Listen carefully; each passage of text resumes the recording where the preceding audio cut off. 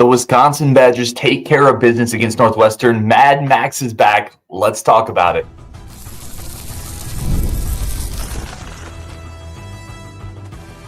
You are Locked On Badgers, your daily podcast on the Wisconsin Badgers. Part of the Locked On Podcast Network, your team every day. What is going on, Badger fans? Welcome to Locked On Badgers, your team every single day. Part of the Locked On Podcast Network. I'm your host, Ryan Harrington. Happy to be here. Thank you for tuning in. Today's episode brought to you by our good friends over at TurboTax. Ready for stress-free taxes and the most money back guaranteed? Head over to TurboTax.com today and get matched up with your expert. And let's talk about it. So we were there were some stresses, some real stresses in yesterday's preview show talking about this Northwestern team, worrying about this Wisconsin team.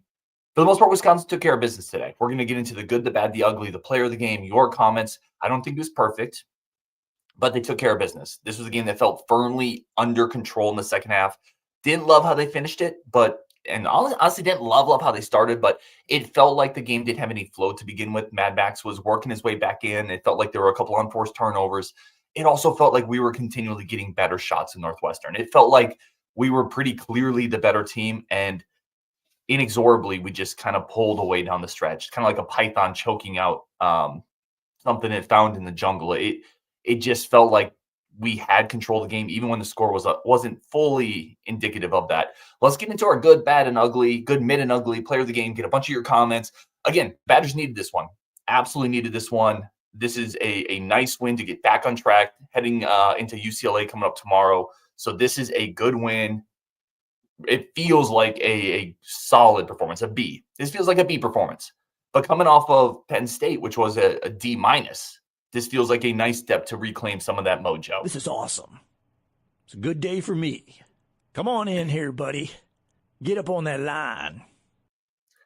Okay, let's do the good, the mid, and the ugly. The good for me is Max Klesmit. Max Klesmit coming back. Max Klesmit being healthy. Nolan Winter had a really good quote after the game when he was talking to the BTN folks. He said this, quote, means the world to have him back. Vocal leader, physical leader. He brings it all for us. There's a sense of comfort when he's on the court. I love that part that he put in there, that Nolan put in there about physical leader. So vocal leader means the world.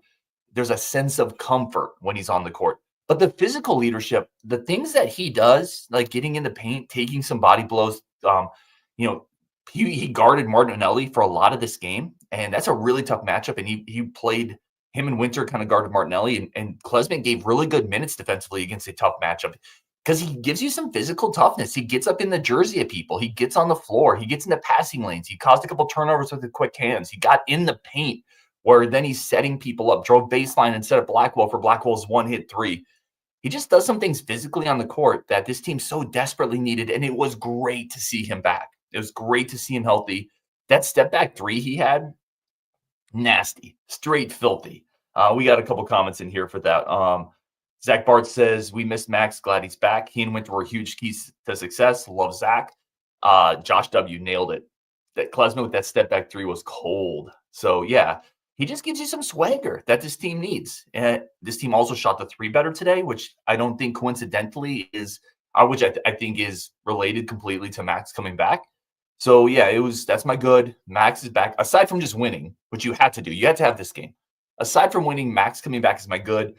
The mid is Carter Gilmore. So, I actually looked before the game because I thought, man, it's been a minute since Carter Gilmore has hit a shot. And it's a mid. It's not a bad because Carter Gilmore, all the other things you get with Carter Gilmore, he's like the mailman, right? He is always delivering those other things. You're always getting the intangibles with Carter Gilmore. You're always getting the defensive hustle. You're always getting the guy that's going to get on the floor, the guy that's going to box out. Those are always there. So Carter Gilmore's never really a bad, but he hasn't hit a three since February 18th. That is 6 games now. He was over 3 today. His last shot was basically an air ball. I think it nicked the net. We might be back to Carter Gilmore can't shoot threes because we got a trend line now. It's 6 games now. And in every one of those games, he's taken 1 or 2 threes. So I actually haven't looked at his updated percentage because we go live right after these games. But the problem with that is if he's getting back to not shooting those threes, then it starts to impact the spacing when he's on the court. The reason this offense has been really good, and the reason among not the only reason, right? There's individual talents, there's ability to score in the paint. the ability to shoot free throws, the ability to draw fouls, but it's spacing. This team is really good because of spacing and shooting. And it's good because every player on the court requires you to close out like they're going to take a three. Every player on the court can get you on a pump fake. When one of those pieces starts to not be able to shoot, teams are going to start playing off them a little bit, and it gums up everything for everybody else. It really starts to hurt your spacing. So Carter Gilmore turning into a guy that may not hit threes anymore. And by the way, if I'm watching it, UCLA is going to watch it. Tournament opponents are going to watch it. They're going to start playing off of them. They're going to start helping off of them. It just hurts the offensive spacing. So that's my mid. I would have loved to have seen one of those shots go in today, not even just for Carter Gilmore's confidence, but for opposing teams to continue to be threatened by his ability to shoot the rock. I don't know.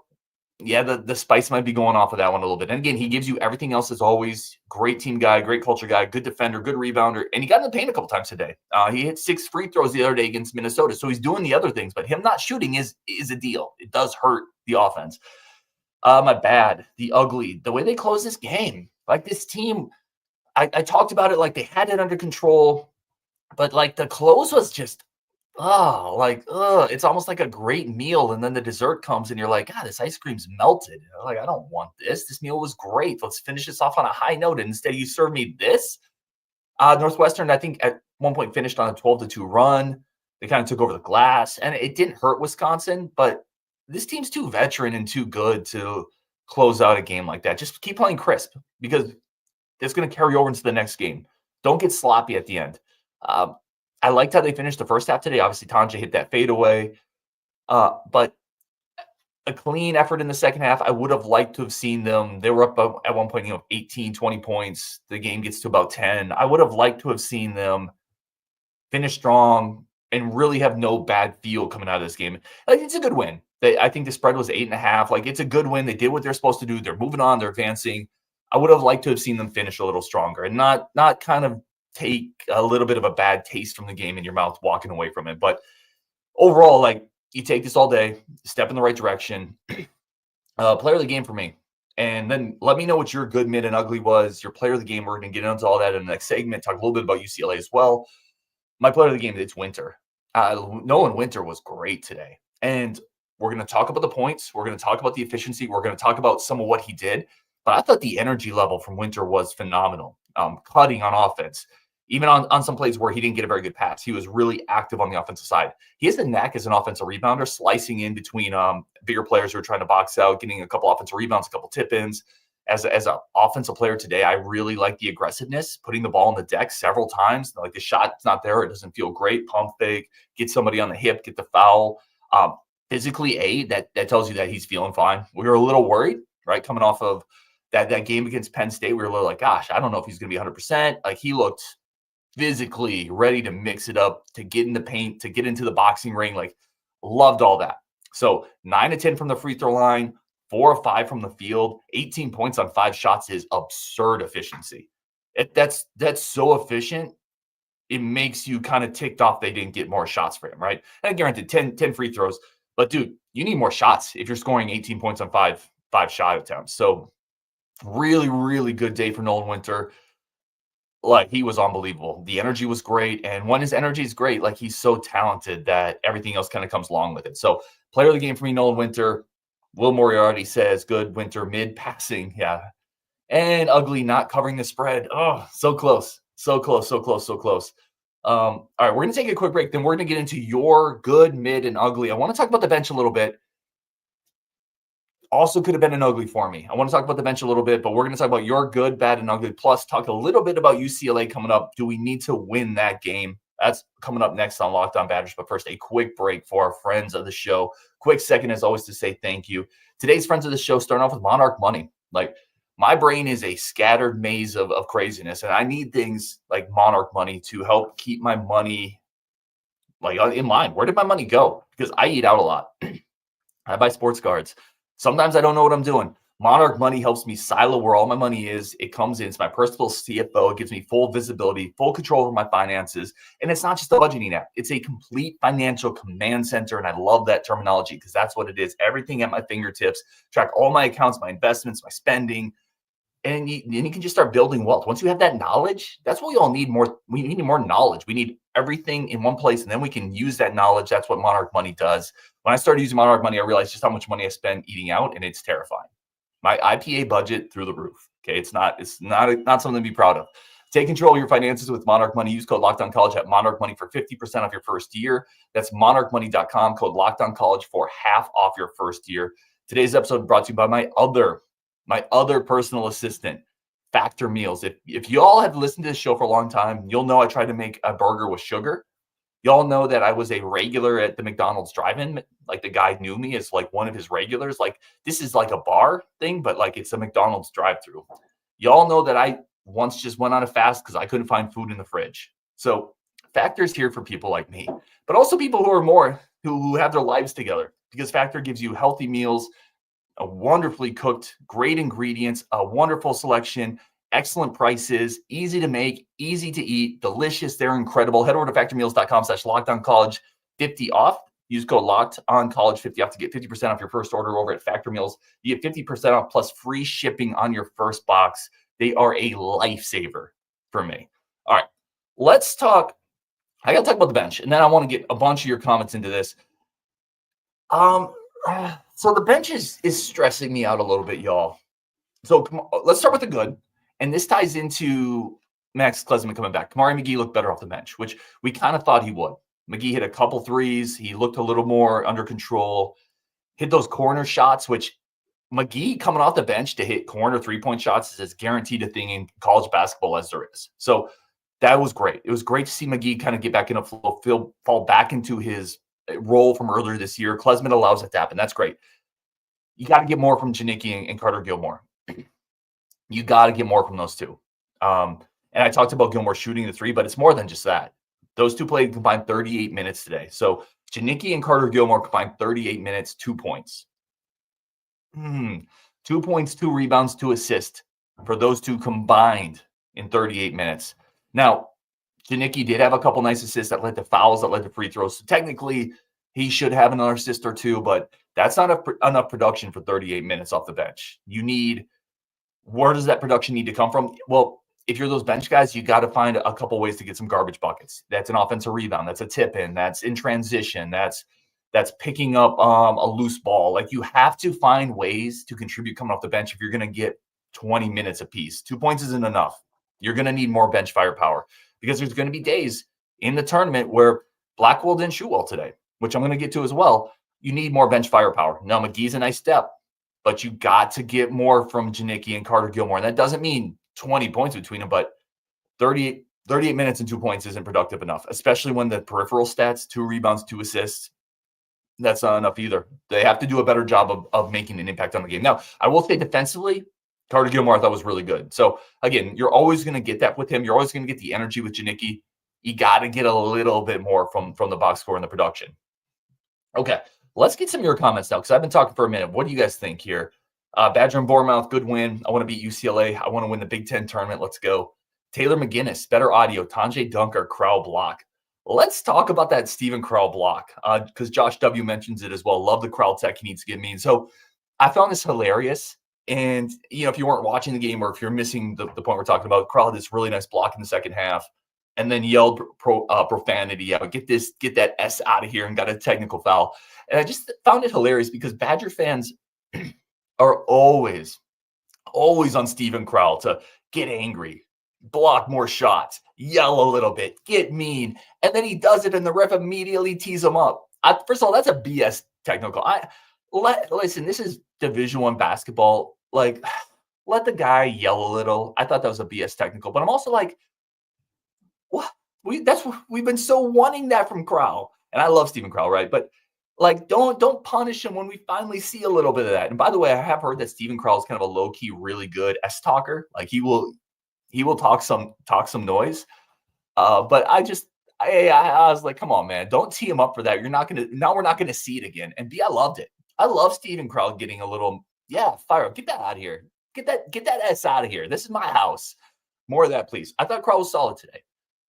Speaking of going back to the box score here, some thoughts I had. Crowl had 7 points, 8 rebounds.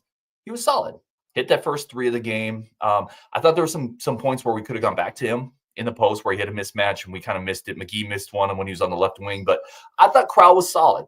Not great, not spectacular, but he's also really good on the defensive glass. There was a point in the first half where Stephen Crowl goes out, Nolan Winters in there, and Northwestern punished us a little on the defensive glass. That doesn't happen as much when Winters out there or when Crowl's out there. So Crowl, I would say C+, solid day, nothing spectacular. I love the block though. I love the block. Tonje back on track, 18 points on 7 of 14 shooting, hit a couple threes.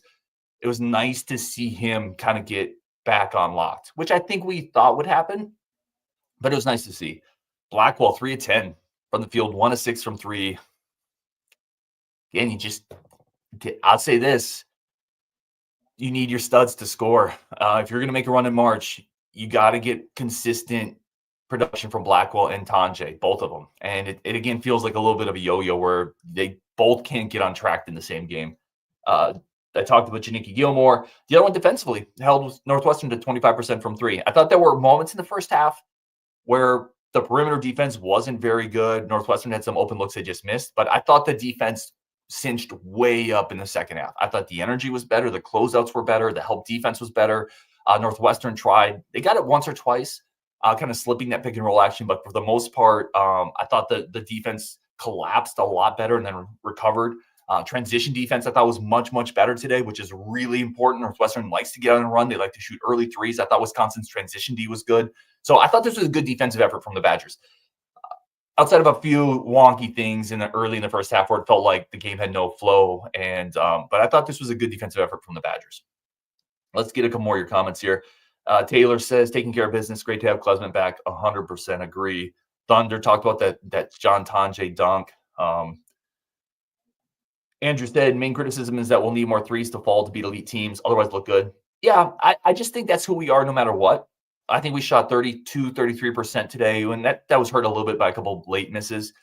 This team, no matter what, this team is always going to be who they are, which is a team that needs to shoot the three ball well to win. And if they shoot it at 31, 32%, they're probably not going to beat elite teams. So I agree with you. It's just kind of who this team is. It's who this team's DNA is. But I also think they have the ability to shoot 38, 39% and kind of play with anybody. So, yeah, it's just who we are. It's always going to have a high level of variability if you're a got to make shots to win type of a team. So just kind of is who we are. JK says, looks better with McGee off the bench. Goes back to that Klesmit thing. Let me hit on one more thing with the Klesmit return that I think is really important as a truck drives by. I don't know if you guys can hear that or not. What is the other thing Klesmit coming back? What is the other thing it really does? How many minutes did Blackwell play today? Blackwell played 27. Tonje played 32. That's so much better, right? That lengthens your lineup. It lengthens your rotation. Klesmit played 20. How many minutes did Klesmit play today? 23 minutes. That's 23 minutes that's like directly coming from Tonje, Blackwell, and Kamari McGee. It's wonderfully impactful from a rotation standpoint. So that's the other thing Klesmit does. Let's bang out a couple more of these comments here. I want to ask you guys, are you feeling better? Like, that's the segment we're going to get into next, going into UCLA. How important is it to you that they beat UCLA? And do you feel better now? Like, are you willing to just say, yeah, a lot of this was just Max was gone. Now Max is back. It looks more like we did early in the year. The confidence level 0 to 10 in this team right now to make a run in March. That's what I want. That's what we're going to talk about next on Locked On Badgers. But first, let's get one more quick second because there's another friend of the show that I got to talk to you about. And then we're going to get into that question next. Confidence level, I want it in the chat. Where are y'all on this team? But first, a quick second for our friends of the show over at TurboTax. This is a message from our sponsor, Intuit TurboTax. And definitely a sponsor that is very, very helpful right now and is somebody that I've used. Taxes used to be waiting and wondering if you're going to get any money back. It was like a big mystery. And then you'd wait and wonder some more. And now taxes are matching with a TurboTax expert who can do your taxes as soon as today. An expert that gives your taxes their undivided attention as they work on your return while you get real-time updates on your progress so you can focus on the rest of your day, whatever else you got going on. An expert that will help you find every deduction possible, file every form, every investment, everything with 100% accuracy. Let's go. Also, you can get the most money back guaranteed. No waiting, no wondering, no worries. Now this is taxes. Get an e-expert on right now on TurboTax.com. Only available TurboTax Live Full Service. Real-time updates only in iOS mobile apps. See guaranteed details at TurboTax.com/guarantees. Okay, let's get into this. I'm super curious with everybody's confidence level. I don't know. I wasn't as unconfident as a lot of y'all were anyway. So let's see where everyone's at with this one. Confidence levels. Let me go down to the bottom of this chat here. Badger Borbell says 6 as of now. Realist says 3 out of 10. Not a convincing win versus an inferior team. Last year beat an excellent Purdue team, and we all know how that ended. That's true. Last year you did beat that incredible Edey-led Purdue team. Then you lost to Illinois, and then you lost in the first round to JMU. TJ says 6. This Landon says feel way better. Confidence 7. Beat UCLA equals Milwaukee. I think that's probably it. Brian Axon says confidence 8. Big picture UCLA doesn't matter, but during the game I will be going nuts if they don't play well. JK said feeling great, beating Northwestern while looking mid doing it. I'm not too confident. Yeah, like I will agree with that. This wasn't a great performance, but this is also a game marred, and I talked about it, and it's not okay. Like, every minute matters, but this was a game where it felt like they let up a little bit at the end, and that Northwestern had like a 12-2 run. This was a game in the second half that was getting pretty comfortable against a Northwestern team that has played most teams pretty closely. They're coming off a pretty close game to Maryland. This is not a great Northwestern team. I'm not trying to make excuses, but it is a Northwestern team that had a lot to play for, had a ton to play for, has a really good player, a couple good shooters, and Wisconsin kind of put the locks on them in the second half. So it's not a great performance. Like I said, I think I called it a C+, B-, a B performance. It's a solid performance. It's not a great one. I agree. But it is a game that it felt like they were in control. It felt like the score at the end of this game is closer than the actual score, than the actual game felt. So I am at like a 7 on the 7 out of 10 scale. And a lot of that stems from the fact that we have a really long sample size with this team with Max Klesmit. This team with Max Klesmit over that big sample size is pretty damn good. Now they have to hit shots. It's not a perfect team. They have flaws. There's teams that can disrupt them with perimeter defense or athleticism in the front court. We all know this. This is not a team, even with Max Klesmit and my 7 out of 10 confidence, that is going to win a title. It's not a team that's going to get to the Final Four. But I think it is a team that is as well equipped to make a run as they were a month ago when my confidence was a 7 or 8. So I'm not as dissuaded by that semi-swoon that happened without Max Klesmit and that loss to Penn State that happened without Max Klesmit as I think maybe other people are. And that doesn't make my opinion right. We say this all the time. That's just my opinion. It doesn't make it the right one. So I understand if some people aren't that confident. I understand if people are looking at the Penn State game, maybe a closer than expected game today. I get it. My dog is barking outside. I hope that doesn't bother people. Maybe you guys can't hear it. I don't know. Batcher Bournemouth says workman-like performance today, which is fine. Isaiah said complaining about moving on. Folks love to hate. D.A. Wolf said confidence. Can we handle the press? Probably not. We can handle it okay. Like a team that's really athletic and it wants to press is going to give us issues. They just are, because we don't have a traditional point guard. Okay, let's keep going here. Any other comments I want to throw in here quick? Josh said 7 out of 10. Ceiling is a Sweet 16. Sweet 16 is my expectation, says Isaiah. I feel like Sweet 16 is kind of my optimistic expectation. I think they can get there too. I think anything past that's gravy. This team has flaws, right? So, like beating a Northwestern team that you should beat doesn't solve any of those flaws. This doesn't change the fact that this team is going to struggle defensively against more athletic teams, or that they're prone to a shooting slump, which is going to kill them in March. But I think there's enough here. And again, I'm trusting the larger sample size over that small sample size. And the larger sample size says this team's really good. They just are. And I think you beat UCLA. Let's move on to that one. I know there's people who are on the boat of, and I've talked about this team needs rest. I don't care. Lose the game, rest up for March. I want to beat UCLA. I want to move into March with momentum. I want to beat UCLA. I want to avenge that game from the West Coast that we had earlier this year. And mostly I just want this team to feel like they're back on track heading into March. I don't want to head into March with a sour taste in my mouth where we're still kind of wondering. Because if we're wondering, that means there might be people in the locker room wondering too. These are college kids, college young men. And momentum matters. How you're playing matters. Confidence matters. I think it's more important to beat UCLA and head into March with some confidence and momentum than it is to lose to UCLA and get one more day of rest. I don't think the rest is that big of a deal when this team is healthy, which they are more healthy now. So I want to beat UCLA. I want the momentum. I want to head into March with some momentum behind us.